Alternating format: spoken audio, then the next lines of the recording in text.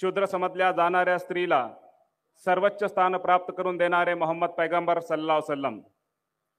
जय रंजले गांजले त्यासी म्हणे जो आपुले, तोची साधू ओळखावा देव तेथेची जाणावा, असे सांगून छत्रपती शिवाजी महाराजांना रंजल्या गांजल्याचं स्वराज्य स्थापन करण्याची प्रेरणा देणारे संत तुकाराम महाराज, राष्ट्रमाता राजमाता मासाहेब जिजाऊ, कोडवाडी भूषण, मानव प्रतिपालक छत्रपती शिवाजी महाराज, शिक्षणाची प्रेरणा छत्रपती संभाजी महाराज, आरक्षणाचे जनक आणि महाराष्ट्रातल्या मराठी मुस्लिमांना कुराणाचा अर्थ कळावा म्हणून कुराणाचं मराठीत भाषांतर करण्यासाठी स्वतःचे 25,000 रुपये त्या काळातील म्हणजे आजचे 25 कोटी रुपये खर्च करणारे आरक्षणाचे जनक, सामाजिक न्यायाचे पुरस्कर्ते राजश्री शाहू महाराज, क्रांती सूर्य महात्मा फुले, इंग्रजी शिकुनिया जातीभेद मोडा, इंग्रजी शिकुनिया जातीभेद मोडा,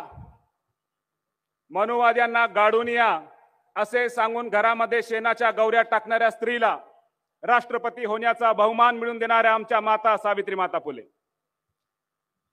त्यांच्या सहकारी फातिमा माता शेख, छत्रपती शिवाजी महाराजांच्या लोकहितवादी स्वराज्याला संविधानिक स्वरूप प्राप्त करून देणारे विश्वरत्न डॉक्टर बाबासाहेब आंबेडकर आणि 16 ऑगस्टला मुंबईला मोर्चा काढून आम्हा भारतीयांना याची जाणीव करून देणारे ये आजादी झूठी है, देश की जनता भूकी है, साहित्य रत्न अण्णाभाऊ साठे, ज्या ज्या महामानवांनी मानव जातीच्या कल्याणासाठी आपल्या प्राणाची आहुती दिली, आयुष्यभर संघर्ष केला, त्या सर्व महामानवांना त्यांच्या कार्यांना आदर व्यक्त करून आज संविधानाच्या सन्मानामध्ये आदरणीय बाळासाहेब आंबेडकरजी यांच्या मार्गदर्शनाखाली आयोजित या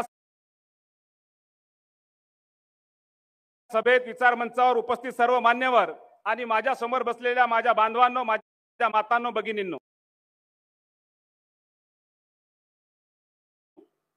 मला पोलीस अधिकाऱ्याकडून सूचना मिळालेली आहे की तुम्ही असं कोणतेही शब्द वापरायचा नाही आहे की त्याच्यामुळे लोकांच्या भावना दुखतील। मी म्हटलं साहेब, मी बाबासाहेब आंबेडकरांचा सैनिक आहे, बाबासाहेबांनी संविधान दिलं, त्या संविधानाची अंमलबजावणी करण्यासाठी आमचा जन्म झालेला आहे, आम्ही संविधानाचं उल्लंघन करणारे माणसं नाहीत।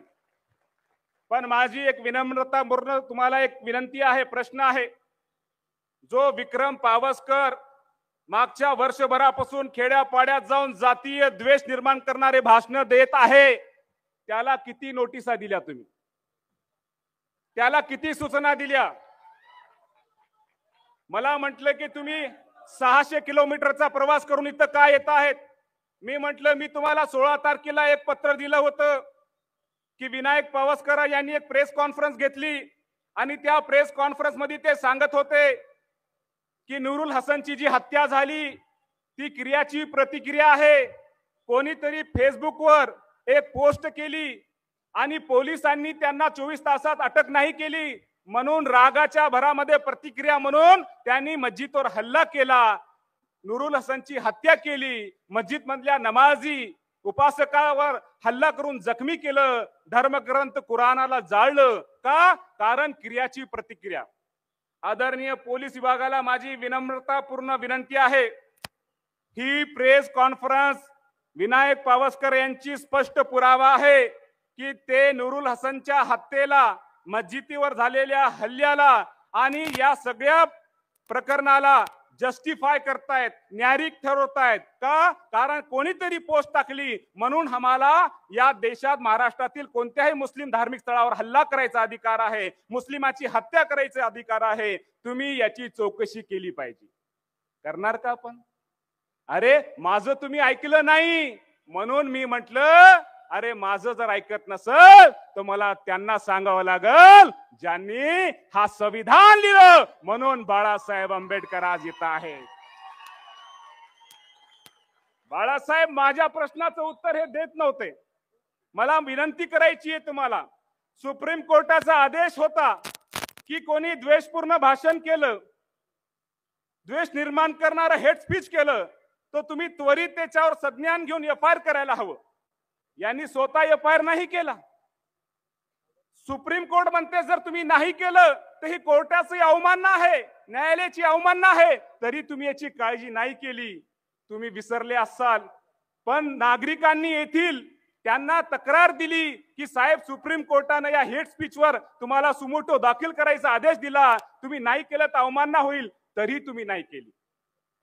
हे न्यायालयाच्या आदेशाची अंमलबजावणी व्हावी म्हणून बाळासाहेब आंबेडकर आज या साताऱ्यामध्ये आहे. संविधानाचा सन्मान तर आम्ही करतोच, तुम्हाला संविधानाचा सन्मान कसा करायचा हे शिकवायला बाळासाहेब इथे आलेले आहेत. बांधवांनो, मी जास्त वेळ घेणार नाही, कारण मलाही बाळासाहेबाला ऐकायचं आहे. मी फक्त माझं दुःख मराठी मुस्लिमांचं, 1.5 कोटी मराठी मुस्लिमांचं दुःख मांडतोय. का मांडतोय? कारण आम्हाला छळण्यात येत आहे की हे मराठी मुसलमान हे पाकिस्तान धार्जिन आहेत, मोगलांचे आहे. अरे तू आम्हाला सांगतोय या संविधानामध्ये बाबासाहेबांनी आर्टिकल 25 मध्ये मला धर्माचरणाचा अधिकार दिलेला आहे. या अधिकाराचा वापर करून नूरुल हसन मस्जिद मध्ये नमाज पढायला गेला होता. आर्टिकल 25 नुसार तो उपासना करत होता, त्याच्या अधिकाराचं हनन झालं, त्याची हत्या झाली. आणि हे कशाच्या नावावर? शिवाजी महाराजांच्या नावावर. अरे तुम्ही शिवद्रोही आहात, तुमचा शिवाजी महाराजांशी काही संबंध नाही. आणि तुम्हाला चर्चा करायची असेल तो सुभान अली जिथं म्हणलं तिथं यायला तयार आहे. तुम्हाला पुरावा सांगतो, प्र. देशपांडे यांचं पुस्तक छत्रपती शिवाजी महाराजांचे पत्र, पान नंबर 199-200 यात शिवाजी महाराज म्हणतात, महाराज श्रीमंत महाराज राजे यांनी फरमाविले, ज्याचा जो धर्म त्याचा त्याने करावा, यात कोणी बखेडा करू नये असे फरमाविले आहे. अरे शिवाजी महाराजांनी आम्हाला धार्मिक स्वातंत्र्य दिलं होतं, तुम्ही शिवाजी महाराजांच्या नावावर हल्ले करता. तुम्ही आम्हाला शिवाजी महाराज सांगणार? तुमच्या पूर्वजांनी शिवाजी महाराजांच्या राज्याभिषेकाला विरोध केला, तुम्ही मला शिवाजी महाराज सांगणार? अरे शिवाजी महाराज जेव्हा आग्र्याहून सुटले, सापडला मदारी मेहतर, औरंगजेबाने मदारी मेहतरला पकडलं, खांबाला बांधलं, पाठ फुटोस्त्रक मारलं, विचारलं सांग मदारी शिवा कुठं गेला? मदारी म्हणतो माहित नाही. पुन्हा विचारलं सांग मदारी शिवा कुठं गेला? मदारी म्हणतो माहित नाही. औरंगजेब बघतो, बघ मदारी जीवाला मुकशील. मदारी म्हणतो अरे कोणत्या जीवाला? हा जीव तर आधी शिवाजी महाराज वाहून टाकलेला आहे, लाख मेले तरी चालतील, पण त्याचा पोशिदा जगला पाहिजे. अरे जीव धोक्यात घातला, पण गद्दारी केली नाही. आणि आम्हाला विचारणारे कोण? मिर्झा राजे जयसिंग आणि दिलेर खान जेव्हा आला होता शिवाजी महाराजावर चाल करून, तेव्हा चंडी कोटी यज्ञ करणारे, 2 कोटी होऊन घेणारे तुम्ही आम्हाला सांगणार? बांधवांनो, मी मराठी मुस्लिमांचं दुःख सांगतोय. माझ्या पूर्वजांना या शिवशाहू फुले आंबेडकर संघर्षासाठी बलिदान दिलेलं आहे, ते संघर्ष मी पुढे चालवत आहे. आम्ही ऐकून घेणार नाही. 1.5 कोटी आमची संख्या असताना सुद्धा बाबासाहेब आंबेडकर जेव्हा महाडमध्ये परिषद घ्यायची होती, तेव्हा जातीवाद्यांनी सांगितलं बाबासाहेबाला कोणी जागा द्यायची नाही. तेव्हा फतेह खान नावाचा मुसलमान समोर येतो आणि सांगतो मी माझ्या बाबासाहेबाला जागा देईल, कोणाला काय करायचं करा. त्यांनी जागा दिली, तिथं परिषद झाली. आज तिथं विजय स्तंभ आहे दादा महाड येथे. मी त्यांच्या नातवाला मोहम्मद अलीला भेटून आलो. अरे या मराठी मुसलमानाचा संबंध देश स्वतंत्र झाल्यानंतर नाही, संविधान निर्माण होण्याच्या आधीपासून आम्ही बाबासाहेब आंबेडकरांच्या लढ्यात आहोत. आणि हे आम्हाला विचारतायत, अरे आम्ही संविधानावर सन्मान करतो, आम्ही संविधानाची अंमलबजावणी करण्यासाठी संघर्षात आहोत. या गांधी मैदानातून एकच सांगतो, जब तक रहेगी जान. का? कारण हे संविधान आम्हाला सहज नाही मिळालं. आई रमाईनं 4 मुलं दिली, 4 मुलं कुर्बान झाली या संविधान निर्माण करण्यासाठी. आणि मी सांगतो शपथ त्या ईश्वराची ज्याच्या सामर्थ्यात माझे प्राण आहे, आई रमाईनं 4 मुलं या संविधानाला निर्माण करण्यासाठी दिली. मी माझं एक लेकरू या संविधानाच्या रक्षासाठी दिल्याशिवाय राहणार नाही. जब तक रहेगी जान ये कहते रहेंगे हम, बाबा साहब अंबेडकर का संविधान जिंदाबाद. और तू क्या मिटाएगा संविधान को? गोडसे के चेले तेरे छाती पे चढ़कर कहेंगे संविधान जिंदाबाद, संविधान जिंदाबाद.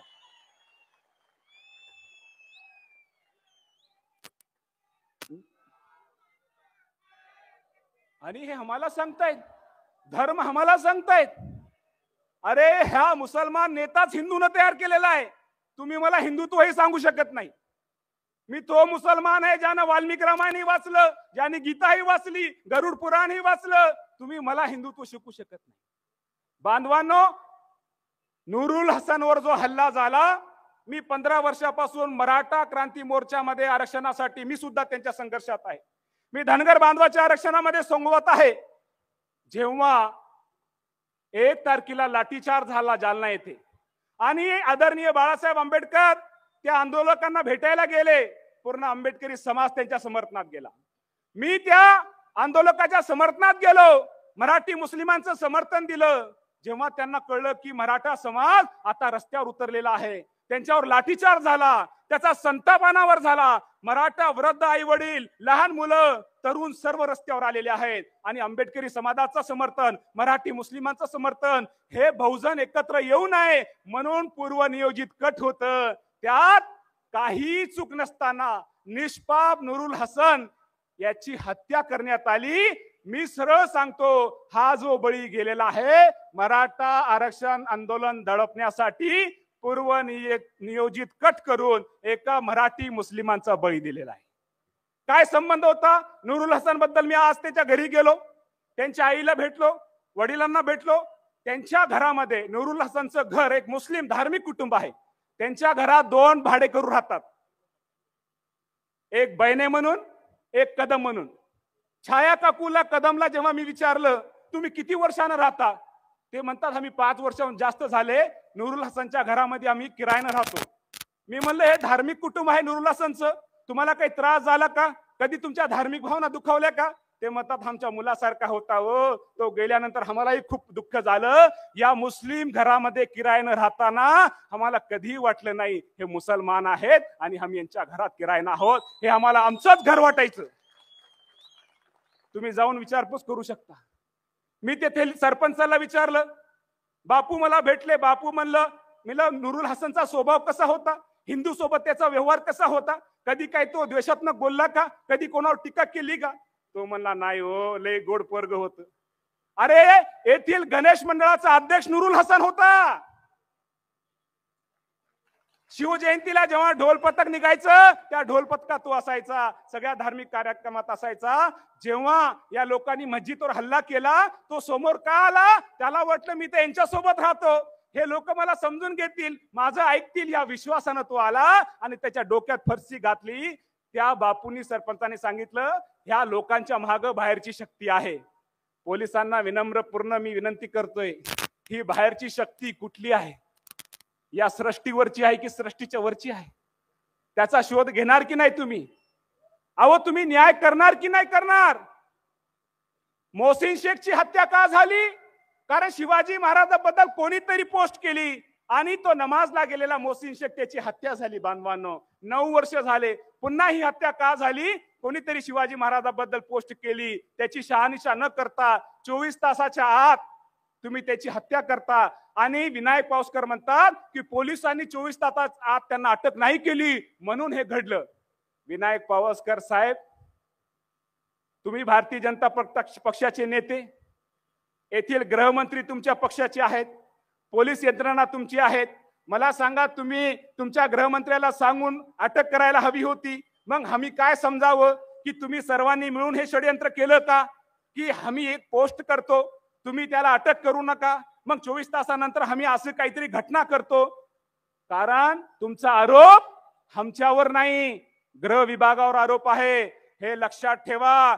आम्ही संविधानाला लागू करण्यासाठी जन्माला झालेलो आहोत. संविधानाची पायमल्ली आम्ही स्वीकार करणार नाही. अरे शिवाजी महाराजांसाठी बलिदान देणारे आम्ही, रायगडावर श्री आवळसकर शक्करता शिवाजी पान नंबर 223 चा आधार घेऊन सांगतात, जेव्हा मदारी मेतरचं निधन झालं तर शिवाजी महाराजांनी रायगडावर त्याची समाधी बांधली. महादरवाजापासून जेव्हा पाऊण मिल आम्ही चालत जातो तिथे एक कबर आहे, ती कबर मदारी मेतरची आहे. अरे आमच्या बापाची कबर रायगडावर आहे, तुम्ही आमच्या निष्ठेवर शंका करता? आमच्या निष्ठेवर? अरे आम्ही बलिदान दिलेलं आहे. ते तानाजी पिक्चर पाहिला ना? तानाजी पिक्चर मध्ये सिद्धी हिलाल हा मुसलमान आपल्या 4 मुलाचं बलिदान देतो शिवाजी महाराजाला सोडवण्यासाठी. मला बांधवांनो जास्त काही बोलायचं नाही, फक्त एवढंच सांगतो, छत्रपती शिवाजी महाराजांनी वासी बेंद्रे यांचं शिवचरित्र पान नंबर 103 वर सांगितलेलं आहे की स्थानिक मुसलमानांना त्यांच्या धर्मचरणाचे आचरणास स्वातंत्र्य असल्याने गावखेड्यामध्ये अल्पसंख्याक असलेला मुस्लिम समाज आपले आयुष्यक्रम बिना त्रास घालवत होता. Right to religion. अरे शिवाजी महाराजांनी आमच्यावर प्रेम केलं, आम्हाला धर्म स्वातंत्र्य दिलं, तुम्ही कोण आहात आमचं धर्म स्वातंत्र्यावर शंका करणारे? मी तुम्हाला आता जास्त काही बोलणार नाही, एकच सांगतो, पुरखों की विरासत कभी खाली नहीं करते, प्यार हम शिवाजी महाराज से जाली नहीं करते. अरे छाती पे चढ़ के बोलना आदत है हमारी, हम लोग हुकूमत की दलाली नहीं करते, हम लोग हुकूमत की दलाली नहीं करते.